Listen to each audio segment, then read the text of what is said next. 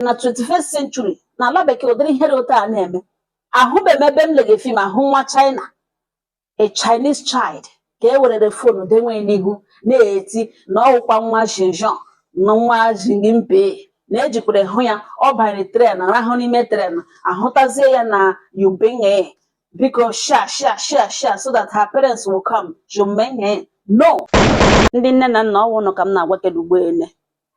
ọ na ị nwere nwa ọ ị nwere ụmụaka kparala ụkwụ 4 years, ọ dị mkpa ka ị nwee small board. Ọ na enweghị board gị nwee nwa akwụkwọ, mpempe akwụkwọ, were nnọọ nwa teepu nwapawa na ahụ wọl.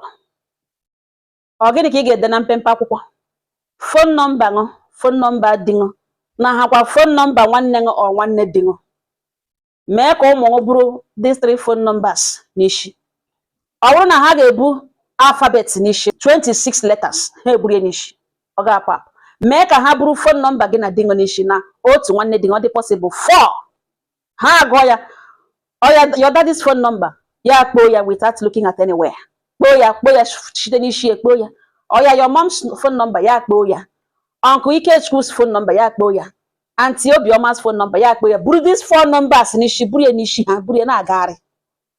Every Saturday ga line ha up. Ha agụọ ya, ke na-agụta ya enwe ruru gift ụmụ ihe ndị chọrọ ihe ntaiz ha ga-esi nọ. Ha ga na-agụ ya until ya ama ha ọnụ stick in their heads. Very, very important. Ọ gịnị ka m ji ekwu okwu a taa? Ụmụnne m nwaanyị di na nwaanyị bi nọ, otu mkpụrụ nwa ha kpọọ, otu mkpụrụ nwa ha ji, nwa nwoke, nwatakịrị ọrụ afọ ole, only 6 years old. Asụkwa jikwa ga pikiri na skuulu so nwatakịrị skuulu agbasala na onye diri bịa kpere bịakwana bịa kpere. Nne nwatakịrị na nna ya so nwatakịrị ya lo, ha gbapụ so ga na police station ga-eme ntịrị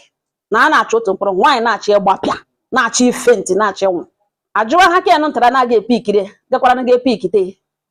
na-ekwuzi na ya drọpụrụ ya n'ụlọ ha n'ihu gate ha si ya baiga na ya gara pikiri actually drọpụkwa ya n'ihu ụlọ ha si ya baiga ya gawa ọrụ. Ma ọ bụrụ ma ọ baigazi ha ka mgbe ya pụwara na-enwe ihe mere na ya ma na ya drọpụrụ ya n'ihu gate ya so ngwa na ọ wọta ya na-esha drọpụ ya everyday ọ baiga na compound na-enwebechi ya kpọrọ ekpekpe n'ime ụlọ bifo ya drọpụ ya ogowere gate ha kọọ aka ha emeghere gate ya lapụte na ọ wọta echi drọpụ ya gawa. Polisi amena onye ka ya interrogate ya ihe okwubekwa oge okwukwe a na-elenu ma nwatakịrị mgbe ọ drọpụrụ ya pụwa ebe na ọchị ha ka nwatakịrị baa compound mgbe ọ pụwara nwere ndị bịara pikiri from that minute ọ wee belegezi anya. Ọ ya ka anọ naanị 3 days only ka nwa nọ ewe na enweghị onye ma his whereabouts. Di na nwaanyị nọ fonu dị eringi, ọ onye na-akpọ police station akpọga this man from police station nọ n'Uyo, police station nọ n'Uyo, while nwatakịrị a na-ekwu okwu ya onye Delta. Ebe police station from Uyo kpọga this man bịa na station dị otu a na ebe ahụ nwa ya na ya bịa ebe ahụ na enyi dịrị ka ọ bịa kpọrọ kile ka ọ bịa kile mụrụ nwa ya. Ha sendara ya address police station ebe station police officer from Delta State ofu onye tire ha kweligo megawa Uyo. Eruole ha Uyo lekwe nwa ya nwoke a na-ajụsọ gịnị mere ishi Delta bịa ebe we ha manage ya sị na ọwụ onye mpa ya kwụrụ ụgwọ na-aga epiki everyday na school. Enye na-aga epiki everyday akwụrụ nwatakịrị ụgwọ, ọrụ ya wụ ịgaga pikiri nwatakịrị from school kpọla ya na ya dị gawa ọrụ nke ya ọbụla. Ọnkụl ahụ na-abịa epiki ebira bịa pikiri ihe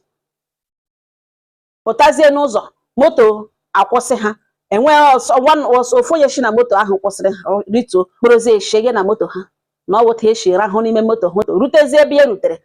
ha akwụsị dị moto ya hụ na ha akpaga nkata enwe ha discuss ga ya ejiri nwayọọ mepe azụ moto shi ebe ahụ rituo gbapụta merod ka ọ nọ na-agbazi somebody agụgba so who is pursuing you. Ya ekwuezie na mom ya na daddy nọ na Delta State na ya chọrọ ịgakwuru mme na mbe ha so Delta State na ọ nọ n'Uyo na onye kpọtara ebe a ya sị na ọwụwa nọ nkụ tiri na moto ya arahụ na ya ritu ya ma ndị ha wụ na ya chọrọ ịgakwuru mpa ya dịga ya etie were ozugbo ga hand over to police. Ya nọrọ ebe a kwuo ihe n'ugbo okwuru ndị kpere bịa nwatakịrị ama ịma aha papa gị ekwu aha papa gị, ịma aha mama gị ekwu aha mama. Ele na ụta ga-eshi erichi isi Uyo gawa Delta ahụ egwu agwọ eji mkpọtụ mma egbu ya si ebu nọmba mom ya n'ishi bụ nọmba dadi ya n'ishi enye fonu ya akpọ kembụ mpa ya ering ya gbogbo ihe mere nọ adreesị ga-akpọ ha mma in case ka amagodo onwe bụ onye ma onye arụ ga ka ọrụ ga a na-anụ na nna na-apụta were nwa ya gere nwa ya were mere ọgwụ ego iji nọmba mma ya ekwu ya kpoo ha ke mma ya ha kpọkọtakwa mma nyekwa the same information kpoo ha kpantị enye the same information a na-ele obere nwa ya akpụga kpoo 4 numbers polisi na-agba n'aka ajụọ onye kụziri numbers ndị obodo isi asọ mọmị ya taa ka esi ga kpọlata nwatakịrị were polisi mee the keke boy na-aga pick ye from school eme ya arrest na police custody na nwatakịrị alụkwala nọ in one piece ọhịa ikele Chineke gị wụrụ onye nne nọ ngala wụrụ onye nna nọ ngala biko ọ bụrụ na ọwụ this phone number this boy bụ n'echi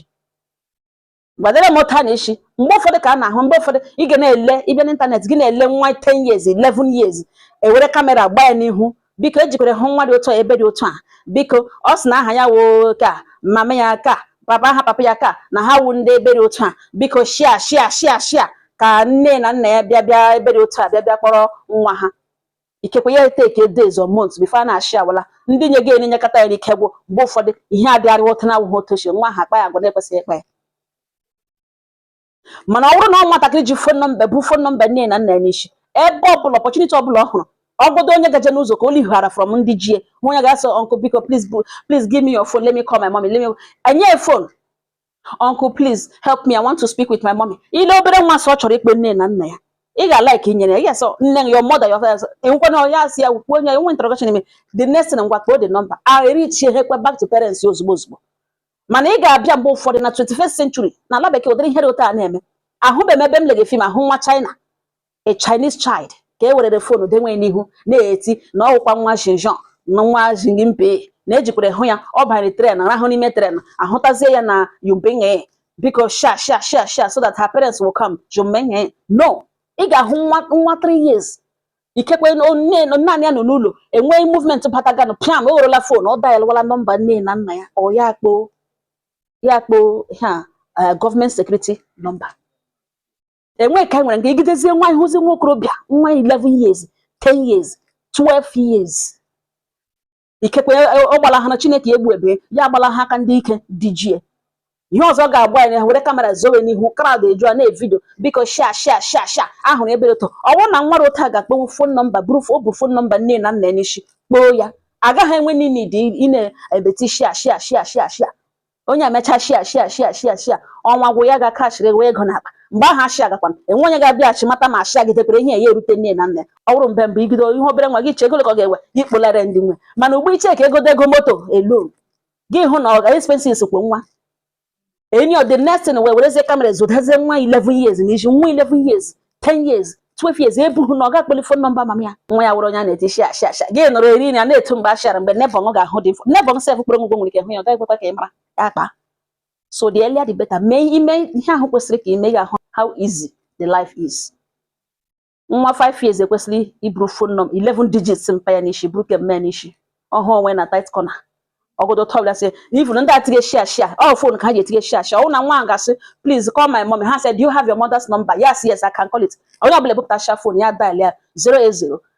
phone mma ya na mpa ya ga-eji ike anọ naanị ha nwa ga-sacrifice asịgodo 100,000 ka ọ ga-egwe isi data bịa uyo gakpụrụ nwa ha ewere sowere iche ọnwa ha mana ga-eme stranger expect ya hụ nwa ọ ga-enyekwa otu ọ kpọgara na police station ị ga na-eme police expect isi ebe were ego ha were onye ọbụla were ụtọ salary isi ebe kpụrụ nwa from uyo kpụlatara na data ọ dị possible so to avoid share mee ka nwa unu buru phone number ọnụ n'isi